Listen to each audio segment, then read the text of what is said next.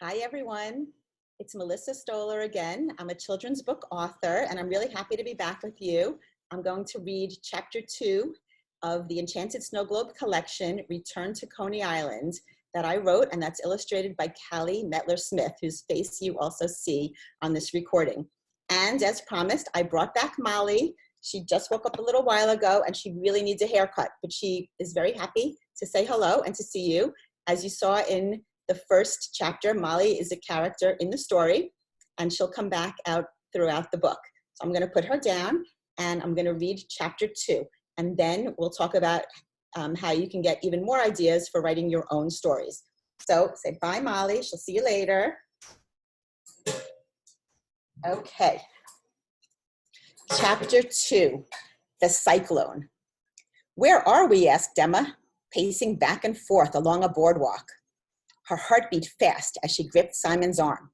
She didn't hear Molly barking or smell cinnamon and apples baking. They weren't in Nana's apartment anymore. The last thing Emma remembered was shaking the cyclone snow globe. But where was it? It wasn't in her hands any longer. Instead, in front of them loomed the actual roller coaster. Crowds of people walked along a boardwalk. The sun shone brightly, and seagulls screeched overhead.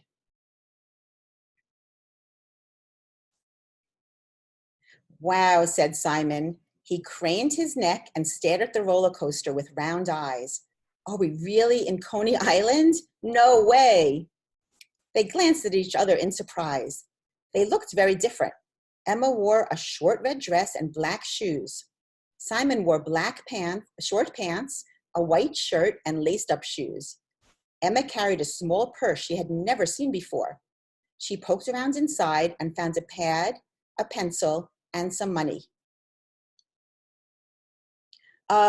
What's going on?" Simon asked. They hurried over to a giant coaster. A man stood outside a booth selling tickets to the cyclone. He wore a red top hat, white pants with a blue stripe down each side, and a blue jacket. "He looks a little old-fashioned," said Simon, "and so do we. What happened to us?" All around them, ladies in multicolored dresses and hats passed by. "Let's walk around a bit and figure this out. There has to be a logical explanation for why we're here," said Emma.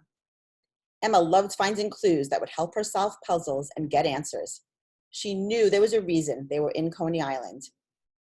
The amusement park stood tall right next to the beach. The ocean sparkled in the afternoon sunshine. The sands shimmered with reflected sunlight. A light breeze sent gentle ripples across the flags lining the amusement park entrance. A young woman strolled along the boardwalk in a blue and white dress, and a blue hat. She looked like she was about 18 years old. Two younger girls walked next to her. "She looks so familiar," said Simon. "She sure does," said Emma. "Let's follow her." The young woman and the girls ambled away from the boardwalk and finally stopped to eat a hot dog from Nathan's. The twins watched, their faces bunched up with puzzled expressions and furrowed brows. At that moment, the young woman in the blue and white dress turned around and headed toward the cyclone, with the two younger girls trailing behind her. "Come on," the young woman shouted. "Let's get in line for the cyclone. I'm ready to ride." "Are you thinking what I'm thinking?" asked Emma. "Is that great-grandmother Jessie?" And that's the end of Chapter 2. So I was mentioning after I read the first chapter that I got the idea because I have a collection of snow globes, and this is my Coney Island snow globe.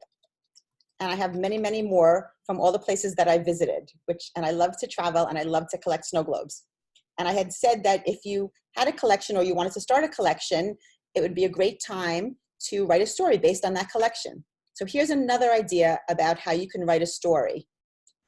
In my story, I focused on my great-grandparents and how they met in Coney Island. Here's an idea for you. If you're at home with any members of your family, or if you can maybe call grandparents or aunts and uncles or other relatives, or maybe even FaceTime with them, maybe you can interview them. Ask them about some stories from their childhood, and then make up a story based on your family history. Give it a try and let me know how it goes. Come back soon for Chapter 3 of the Enchanted Snow Globe Collection, Return to Coney Island, and Molly will be back too, I promise. See you real soon. Bye.